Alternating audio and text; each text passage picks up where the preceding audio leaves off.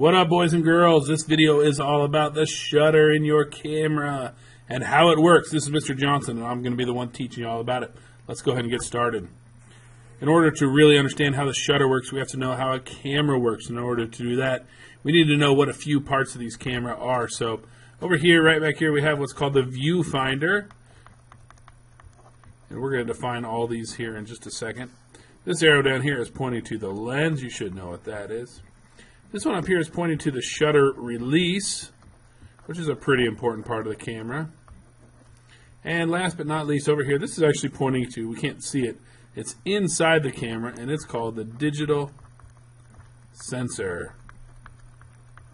All right, so let's talk about what each one of these bad boys is. The lens, remember, is the thing on the front of the camera. Its main job is to focus the light coming into the camera. Pretty easy. The viewfinder, that's the hole on the back of the camera that we look through while we're taking pictures. Also pretty easy. The shutter release is the button you press on the camera to take the photograph. And the digital sensor, this is probably the most confusing one of the four. It's an electronic device in the camera that records the photograph. It's basically the modern day digital version of film. Back in the old days, we shot film in our cameras, but nowadays we have a digital sensor. That's the thing that actually records our photograph. So let's talk about what happens when we're looking through the camera. And trust me, this is all important. This is all part of the shutter. You're just going to have to bear with me here. So in this little example here, we're taking a picture of a tree, it looks like. And what happens is when we take our photograph is the light from the tree comes into the camera, and it goes through the lens. And remember, the lens is full of glass and stuff. And basically what the job of the lens is, if you remember, is to focus the light. So as the light comes through the lens, it gets focused, and that's what we want. And as it comes into the camera, there's this mirror right here. This red thing, or this blue thing right here is a mirror. And that mirror, the light bounces off that mirror. It goes up into a prism. That's right here, and it bounces around in this prism, and then it comes out here, out the viewfinder, into our eyeball, waiting to see the whole thing happen. Got some beautiful eyelashes here, some nice red eyes, maybe some, been stayed up late studying too much last night. So anyways, that is what is happening when we're looking through the camera. The light gets focused as it goes through the lens, bounces off the mirror, goes through the prism, comes out into our eye. And this is important because what it means is that we see the exact same thing the camera is seeing, which is pretty cool. It didn't always used to be that way. So let's move along here and talk about the rest of this stuff. So what happens when we actually take the picture, though? Because remember, this slide is what happens while we're looking through the camera. But when we take the picture, everything changes. And that's what happens here. So in order to really show you this, I'm actually going to come out of my PowerPoint presentation here. And this is what it looks like. Basically, here's our mirror right here, remember?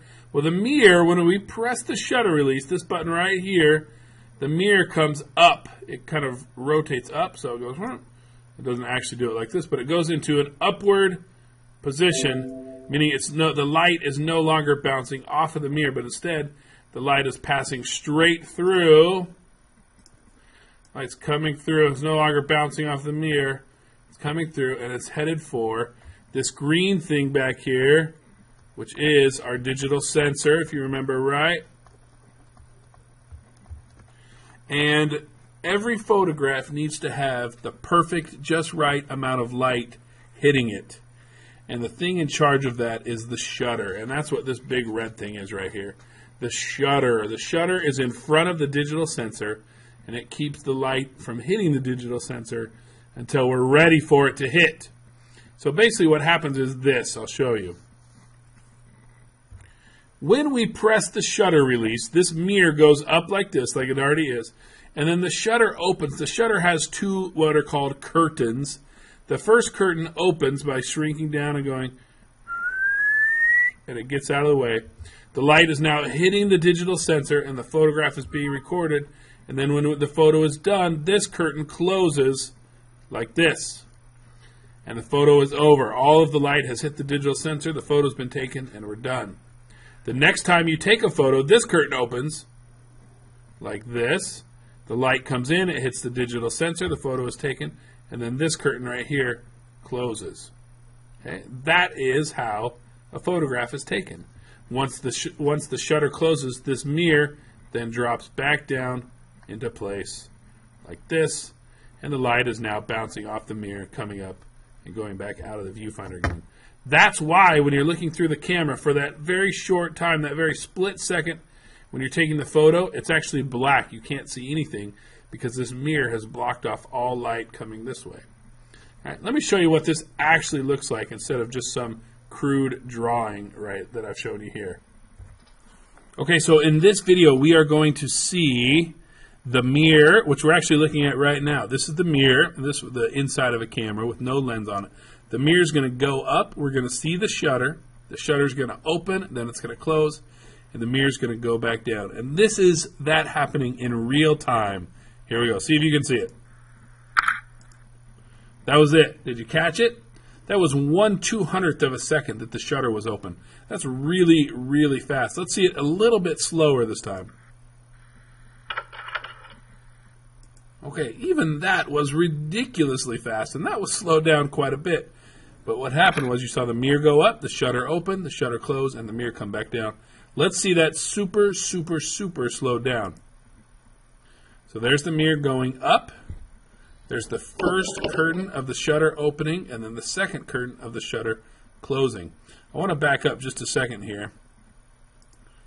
This right here, this gray, greenish thing, that's the digital sensor right there. There it is, perfectly revealed. And it's, like I said, it's only exposed for 1/200th of a second, which is incredibly fast. Imagine something happening 200 times in 1 second, and you take one of those things that happen. That's 1/200th of a second right there. That's how fast this thing happens. And then the shutter closes, and the mirror drops back down, and the photo is done. Let's take a look at even faster shutter speed. This is 1/1000th of a second. I want you to notice something cool that happens here. I'll wait until they slow it down a little bit more to explain it. Basically what happens is, watch this, 1/1000th of a second is such a short amount of time. The shutter can't completely open and then close that fast. So what it has to do is start to open, and then before it's even all the way open, it's already closing. You can see the first curtain opened up, the second curtain is right behind it, and only this much of the digital sensor is being revealed. That's 1/1000th of a second. We have cameras that go all the way to 1/8000th of a second, which means it does the same thing, only this hole right here is even smaller. So instead of going from here to here, it really only goes from maybe about here to here. It's pretty cool. So that's a pretty fast shutter speed. And you can see they had to slow that thing down quite a bit just for us to be able to see it. Okay, so hopefully now this slide makes a little bit more sense, where the mirror goes up, gets out of the way, the shutter opens and then closes by the two curtains moving, and the light hits the digital sensor, and the photograph is recorded. So let's get an actual working definition for the shutter here. Here we go. The shutter is a device in the camera that opens and closes to control how much light gets into the digital sensor and whether objects in motion are blurry or frozen. We're going to talk about both of these things. So if this doesn't make any sense to you right now, that's okay. But remember that the shutter has two jobs. The first job is to control how much light, that is a terrible line, reaches the digital sensor, and also whether objects in motion are blurry or frozen. Let's talk about the first one here. I already looked at that. So the shutter speed is like, you know how you have like a speedometer?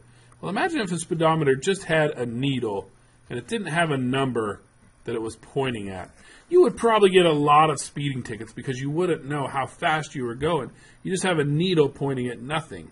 Well, a speedometer only works if we have miles per hour on here. So in this case, we know we're going about 42 miles per hour, and we know we're probably not going to get pulled over unless we're in a school zone where it's 20 mile per hour limit. Then we're in big trouble.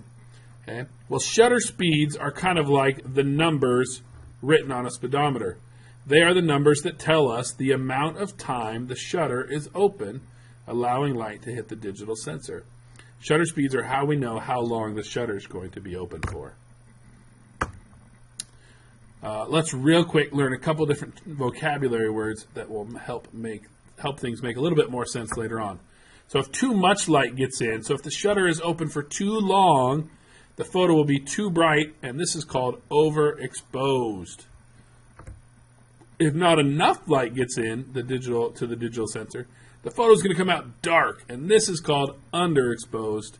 And both of these are usually bad. There are times when they're okay, but both of these are usually something we want to avoid. So here we go. Here are all the shutter speeds. Over here on the left we have 30 seconds is this shutter speed right here. And over here on the right we have 1/8,000th of a second. And that is quite the range here. Let's talk about these ones over here. The first thing I need to point out is these little dudes right here, the little quotation marks after these first shutter speeds right here. Those mean seconds. So if you ever see a shutter speed on your camera perhaps that looks like this, that means 4 seconds. And that's an important distinction because you will be doing assignments where I tell you to set the camera to 15 seconds. And if you set it to this one right here, you're going to be all kinds of messed up. So this is 15 seconds. And this, if you see this on your camera, that's just 1/15th of a second. I'll talk about that more in just a second here. So these are seconds right here, and these shutter speeds on this end of the shutter speed scale are called slow shutter speeds. And the reason why they're called slow is because the shutter is slow to open and close. It's open for a longer amount of time. Because the shutter is open for a longer amount of time, they let more light into the digital sensor. I'm just going to write DS for short there. Because they're open for more time, more light gets in. Which means that objects in motion, OIM, objects in motion, or things that are moving, are going to be blurry. And I'm going to show you some samples of this here in just a second. So relax if you're like, what the heck is that fat guy talking about? And lastly, because the shutter is open for more time, this is best done somewhere where it's dark. If we use a low shutter speed, a slow shutter speed where it's bright outside, our photos are going to come out too bright. And if you remember right from the last page, too bright means overexposed, meaning too much light got into the camera. All right, so these are our slow shutter speeds. Let's talk about these ones over here, starting at 2 all the way up to 8,000. Now, don't get me wrong, these ones over here are still slow. But what you need to understand about these numbers is that these are actually fractions. We just don't write them out because, well, photographers are kind of lazy. But these all should have a 1 and a slash over them. So it's 1/60, 1/125, 1/250, and so on and so forth. Because these are fractions of a second. This one right here is 1 second, and this is 1/2 of a second. And this one is 1/4 of a second, and 1/8, and so on and so forth. But for the purposes of this class, we won't write them as fractions because they don't show up this way on most of the cameras we use in this class. All right? So these shutter speeds over here are called fast shutter speeds. And they're called fast because the shutter is not open for very long. It happens very quickly, which means that not very much light gets into the digital sensor. Not very much light to the digital sensor. Which means that the shutter's not open for very long, so objects in motion or things that are moving are frozen. And it is best to do these kind of photos when it is bright outside. Okay? If you took a photo of a fast shutter speed somewhere where it was dark, that means there's not very much light. Your photo's going to come out too dark, and that means it's going to be underexposed. And again, overexposed and underexposed is something we try to avoid. Now, before we can move on and I can show you examples of these, there's one more term I need you to understand, and that is the word stop. Okay, what is a stop? It is used a lot in photography. And right here, basically, a stop is the distance between two shutter speeds that are right next to each other. So, for example, from 60 to 125, that's a stop. And from 1,000 to 500, that's one stop. So if I said to you, what shutter speed is one stop less light than 500? Well, let's think about this for a second. Here's 500. And we know that faster shutter speeds let in less light. So fast equals less light. So one stop less light would be 1,000. That's right. So the answer here is 1,000. How about this one? What shutter speed is 2 stops slower than 15? Well, so here's 15. And we know that slow shutter speeds are obviously slower. That's pretty easy to figure out. So if we're going to go 2 stops, we're going to go 1, 2, and there you go. So the answer here is 4. And what shutter speed is 4 stops faster than 4 seconds? Well, here's 4 seconds. We know that because of the quotation or the quotation marks. And we need to go 4 stops faster, so we know that we're going to be going this way. So let's go 1, 2, 3, 4. So again, we ended up with 4 or 1/4 of a second, but we just write it as 4. So this is the answer I would be looking for something like that. An interesting thing to notice about shutter speeds is that they change, they double or are cut in half every stop. So notice, look, 30 to 15 is cut in half. 15 to 8, well, that technically should be 7.5, but to make life easy in the world of photography, they just made it 8 because 7.5 would be annoying. And then 8 to 4 is 8 divided by 2, 4 divided by 2 is 2, 2 divided by 2 is 1, and now we're going to start multiplying. 1 times 2 is 2, 2 times 2 is 4, 4 times 2 is 8, 8 times 2 should be 16, but it's not because if this was 16, all these other ones would be off. We call it 15, then we go to 30 to 60. Now this one should be 120, but it's not, because if it was, then all these would be off. So 250, 500, 1,000, 2,000, 4,000. Shutter speeds double every stop. That's an easy way to remember them. If you wanted to memorize all these, if you can remember these first two, you can remember all of them because it's just basic math with a few exceptions. Here's one exception, here's another, and here's a number. These are the 3 that are different. And if you can remember that, you can remember every single one of these pretty dang easily. So for example, if I give you a quiz with a fill in the blank that says fill in the missing shutter speed, and let's say 1,000 is the one that's missing, so you see 250 and you see 500, and you see a blank line here, you better get this right because everybody knows that 500 times 2 is 1,000.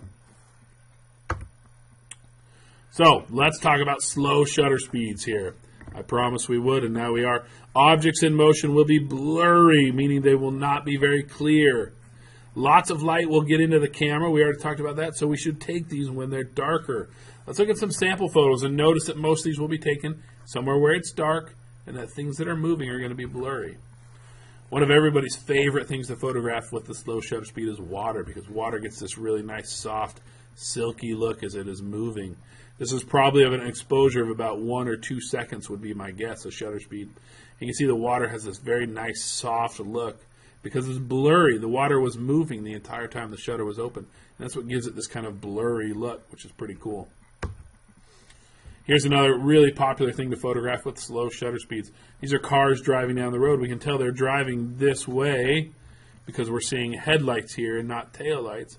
But this is probably a 15 to 30 second photograph. And during that 15 seconds, a bunch of cars were here and they drove to here. Now we can only see the lights because the cars themselves typically are pretty dark and it's nighttime. So we're seeing the bright lights, but we're not seeing the cars because they were moving the whole time. Kind of cool. Here's a girl standing waiting for the subway. This is probably maybe just a half a second exposure, a half second or a quarter second. The subway's moving by really fast. She's holding pretty still. This thing is really blurry, but look at her dress. You can tell it blurred a little bit because the subway, the thing moving by, probably caused some wind, and that moved a little bit, so we got a little bit of blur right there. But most of it is here in the car that's moving by really, really fast, the subway car. You have to be really careful photographing people with slow shutter speeds because even something as short as 1/4 of a second, or just 4, as we would say, is still, that's pretty hard to hold perfectly still for that amount of time. That can really be tricky. So when we're photographing people, we try to use faster shutter speeds, something around at least 30 or faster. And here's a cool photograph of a little circus ride at night. This thing is spinning around really fast. This is probably about a 15-second exposure or so. Maybe not even that fast. 8 seconds could be. And this thing was moving the whole time, spinning around as fast as can be. And the photographer just pointed the camera at it and held the camera perfectly still for 8 seconds. And they were probably using a tripod, which makes a lot of sense. Because if the camera had been moving for those 8 seconds, then everything would be blurry. Whereas this stuff right here, this wasn't moving, this wasn't moving, these things back here weren't moving. So we know the camera never actually moved. Only the shutter was open for 8 seconds, and it was everything else that was moving. Pretty cool. Let's talk about fast shutter speeds. Objects in motion will be frozen with the fast shutter speeds. Fast shutter speeds are typically almost always used when we're photographing sports because we want to be able to see clearly the person running with the ball. Not very much light gets in, so these photos need to be taken where it's bright. So let's take a look at some sample photos here. Here's a water drop into some milky-looking water, but it's somewhere where it's pretty bright. This was taken in a studio, but they had a lot of lights turned on, I would imagine. So this is pretty cool. See how you can see every drop nice and clearly, except for these ones on the outskirts. They were moving a little bit too fast to be frozen. But all of this is something that happens faster really than the eyeball can see it. If we didn't have something to record this for us, to capture it with a fast shutter speed, we would have missed it. Okay, here's another example. I love this photograph. I'm not even sure how they took it. His hair got really wet and he jumped out of the water. I don't know, but you can see he's frozen in motion. We can really see the look on his face. It looks awesome. We can see each individual water drop as it comes off of his head. It's very cool. Love this fast shutter speed photo. Really captures a moment that we would have missed otherwise. Okay, here's me. I went out surfing a couple weekends ago. Somebody snapped this photo of me doing this sweet trick here. We got frozen a moment that lasted a very, very short amount of time. Again, you can see each water drop. We can see the board pointing straight up in the air. It kind of looks like he's just kind of floating there in air. There's a fast shutter speed. It freezes this motion. You can see this is outside on a nice, bright, sunny day. So we were able to freeze that motion. And this is cool. Here's a bubble being popped, mid-pop. This is something that happens almost instantaneously. We could never see it with our naked eye, but our camera, using a very, very fast shutter speed, caught it, and it worked out perfectly. So how do you change the shutter speed on your camera? This is pretty important stuff here. You don't want to pay attention. I'll show you a quick video here that will explain it all, and I'll give you an idea of how it works. But basically, you're going to want to put your mode wheel on S, tap the shutter release to wake up the camera, and turn the dial to the left for a slower shutter speed, turn to the right for a faster shutter speed. Let's watch the video, and that will all make a lot more sense. Okay, in this video, we're going to be talking about how to change the shutter speed of the two different kinds of cameras we have in this class. On the left, you see a Nikon D7000. On the right, you see a Nikon D3200. I'm going to show you how to change the shutter speed on both of those. Let's get started. With the Nikon D3200 and learn how to change the shutter speed on that camera. You can see the first thing we want to do is put our mode wheel on the letter S. That S stands for shutter priority, and that means that we will tell the camera what shutter speed we want to use, and the camera will figure out everything else for us. So we've got the mode wheel on S, we've got the camera turned on, we're ready to go. Let's take a look at how we change the shutter speed now. Okay, so now what we need to do to actually change the shutter speed is, first thing we need to do is make sure this screen right here is turned on. There's a couple different ways to do that, but the easiest way, in my opinion, is just to press the shutter release here up on the top of the camera. That's this button right here. So I'm going to go ahead and I'm just going to tap it and let it go. You do not need to hold it down. So you can see with it tapped, the screen came back on, and as long as we make some changes, the screen will stay on.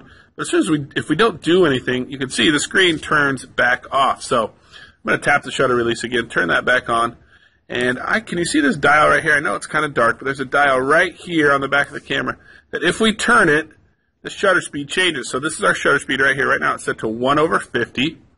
And if I turn this dial, my shutter speed changes. So if I wanted to have a shutter speed of 1/8 of a second, I would turn it to the left until it goes down to 1/8. Or if we need a shutter speed of 1/1000th of a second, I'll turn it to the right until it goes up to 1/1000th.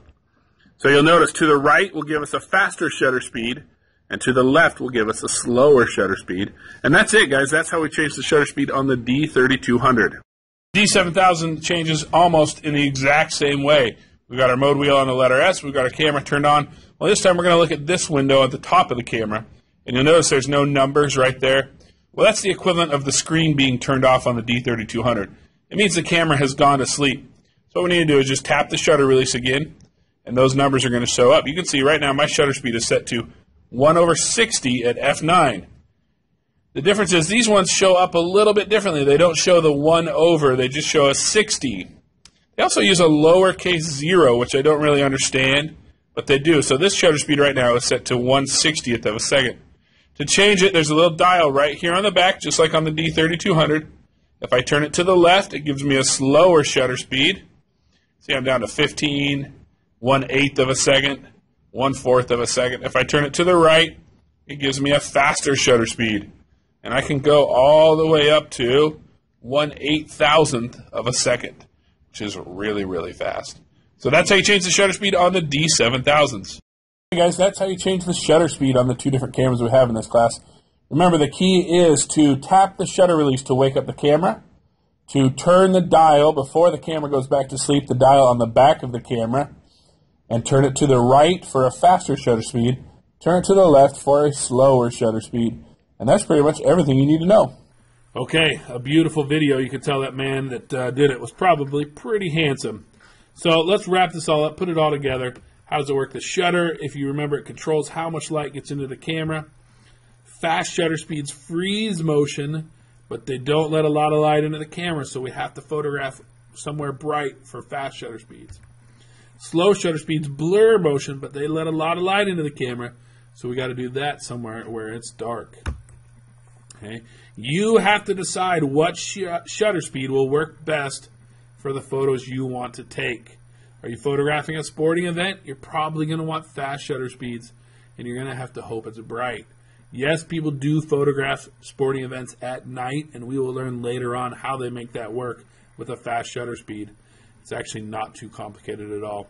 But let's, for now, just focus on taking our fast shutter speed somewhere where it's bright, our slow shutter speed somewhere where it's dark, and let's start to get a feel for how it all works and what the shutter does with our photographs.